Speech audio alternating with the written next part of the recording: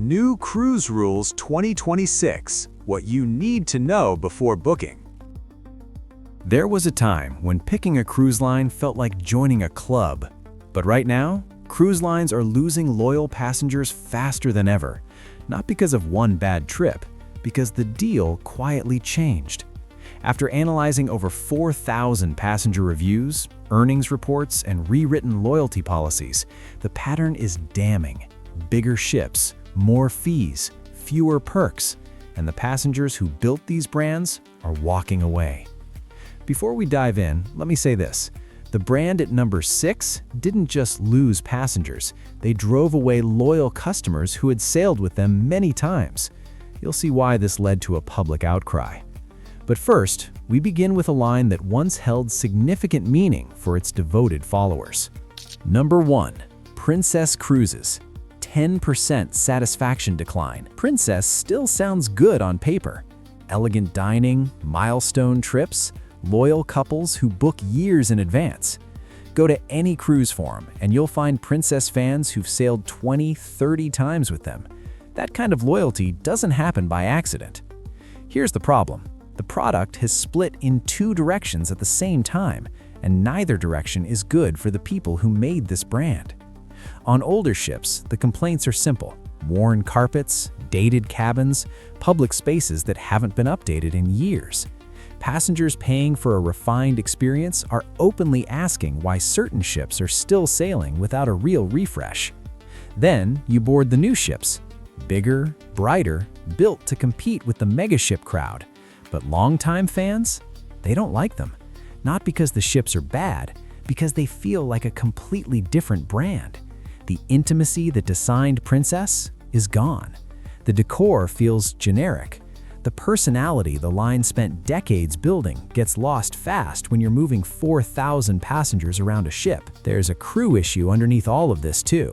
Staff still get praised for being warm and friendly. That hasn't changed. But reviews keep saying staff looks stretched thin.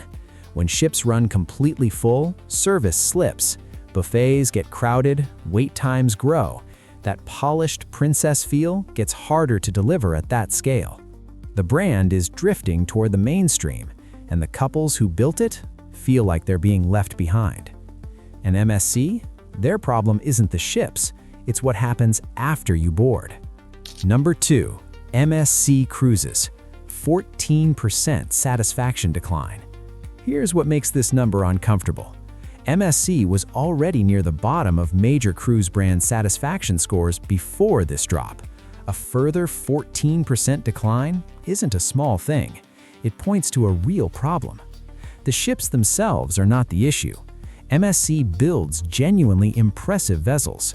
Grand atriums, modern design, ships that look great in photos and feel exciting when you first walk on. That part works.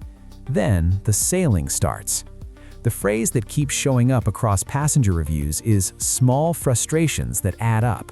Long lines at guest services, crowded dining rooms, confusion during boarding, elevators that fill quickly and take forever to come back. None of it is a disaster on its own.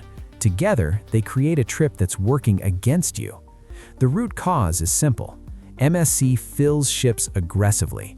Promotional deals push cabins past standard double occupancy. When a ship built for 5,000 passengers sails with 6,000 or more, every shared space feels the pressure.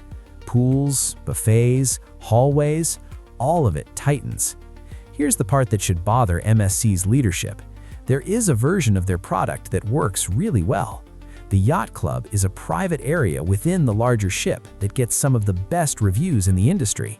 Smaller crowds, dedicated staff, a premium feel. Reviewers consistently say it feels like a completely different cruise.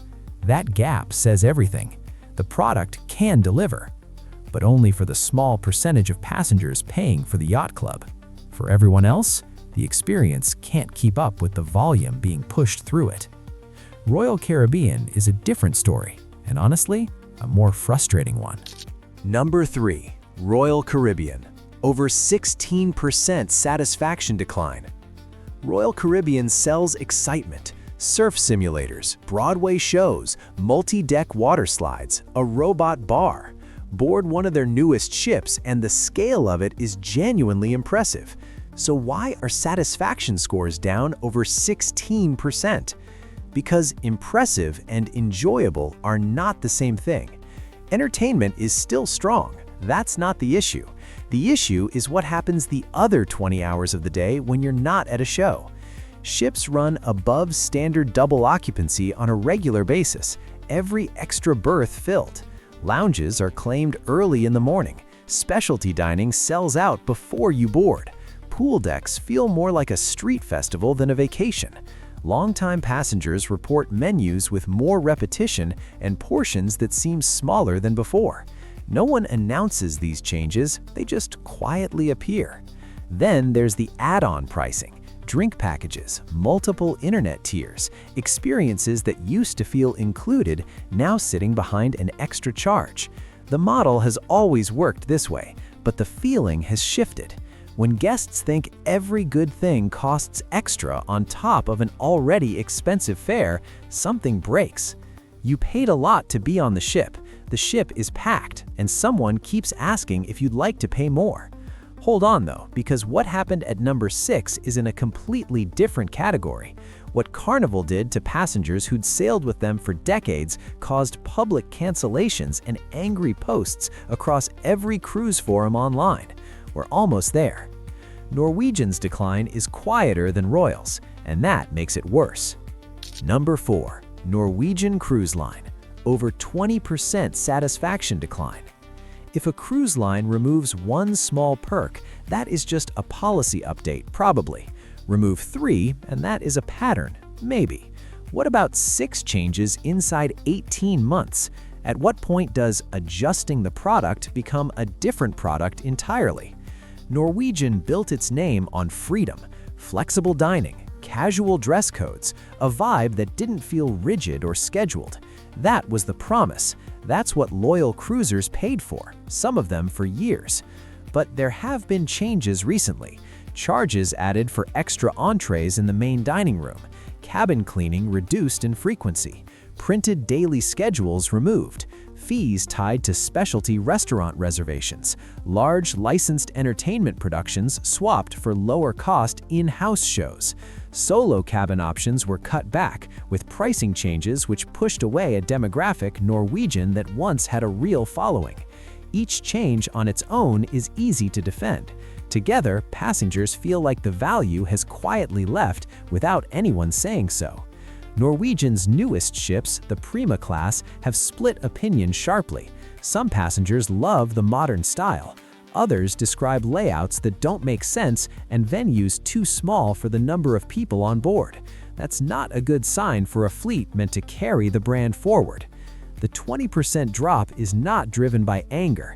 It's driven by something quieter and much harder to win back. Disappointment from people who genuinely loved this line and feel like it moved on without them. Disney's situation pisses me off the most because the people getting hurt here saved for years. Number 5. Disney Cruise Line. Nearly 25% satisfaction decline. Picture this. A family saves for 2 years. They've seen the ads, built up the excitement, promised their kids it's going to be the trip of a lifetime. They spend around $8,000 for a week, a real average fare for a family of 4 based on 2025 booking data from multiple travel platforms. They board, expecting something extraordinary. First night, dinner service runs long. On a sea day, the pool deck is packed. Newer Disney ships carry up to 4,000 passengers, and with a family-heavy crowd, those spaces fill fast. The character meet lines for 45 minutes. The cabin is nice, but it's not noticeably better than premium competitors charging several thousand less. And every upgrade, specialty dinner, spa visit, or shore excursion is another charge on top of the $8,000 they already spent. None of that is a disaster. But at that price, not a disaster isn't enough. That's Disney's real problem in 2026. The fare sets an expectation of something extraordinary, when the experience lands as just good, not great. Reviews have moved from amazed to analytical. People are now comparing Disney directly against other premium lines on straight value. On that comparison, Disney doesn't always come out ahead. The cruise still earns real praise. Character moments still land well.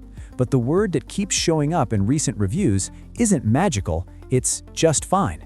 And fine is a rough word when you're charged for unforgettable. Now, Carnival. This isn't a drift in quality. This is a decision, and it deserves to be called what it is. Number 6. Carnival Cruise Line. Over 25% satisfaction decline. The loyalty restructuring at Carnival is the biggest mistake any major cruise brand has made in years. I'll say that plainly. Here's what happened. Carnival changed how VIP status is earned. They moved from a model based on the total number of sailings to one based on how much money you spend each year. Passengers who had sailed 30 or 40 times over many years woke up to a recalculated status under rules they didn't agree to and weren't warned about before it happened. The response was fast and very public. Cancellation announcements posted to every major cruise forum. Longtime loyalists sharing screenshots and saying they were done. What Carnival likely saw as a revenue adjustment became a loyalty crisis with a very visible paper trail. This is the main driver of the 25% drop.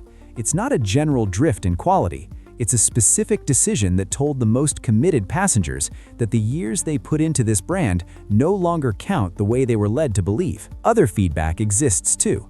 Simplified dining menus, entertainment that some describe as scaled back, older ships with wear that's long overdue for attention. Those things can be fixed. Loyalty restructuring hits differently. It's personal. Carnival crew feedback has stayed strong, and that's real. But friendliness from staff can't carry the weight of passengers who feel let down by a decision made at the top. The ships are still full. Demand hasn't fallen off a cliff. But the people filling those ships are increasingly first-timers and bargain hunters, not the 30 sailing loyalists who used to be Carnival's loudest defenders. When you lose the people who loved you most, you don't notice right away. You notice a few years later, when nobody's left to stick up for you. Next up, a question we should ask. Is cruising dead? No, ships are full. New ones keep launching. Bookings across the industry remain strong. But something real is shifting. The major lines are chasing volume and short-term revenue in ways that are slowly wearing down the relationships that built them. Bigger ships, higher passenger counts, more fees, rewritten loyalty rules. Some longtime cruisers aren't even angry about it. They're just gone. And gone is a lot harder to fix than angry. And that's the 2026 exodus in full. These lines didn't lose loyal passengers overnight. They lost them one quiet change at a time, until the people that had booked 30 times just stopped booking. The ships are still full, the photos still look great, but the loyalists have moved on, and Holland America, Celebrity, and Virgin Voyages are quietly picking them up. Now you know which lines are overcrowding ships, cutting perks, and rewriting loyalty rules without telling anyone. That's the difference between a great cruise and an expensive mistake. So here's the real question in 2026. Are these cruise lines updating their business model, or are they losing sight of who built it? Drop your experience in the comments, especially if you've sailed any of these lines in the last year.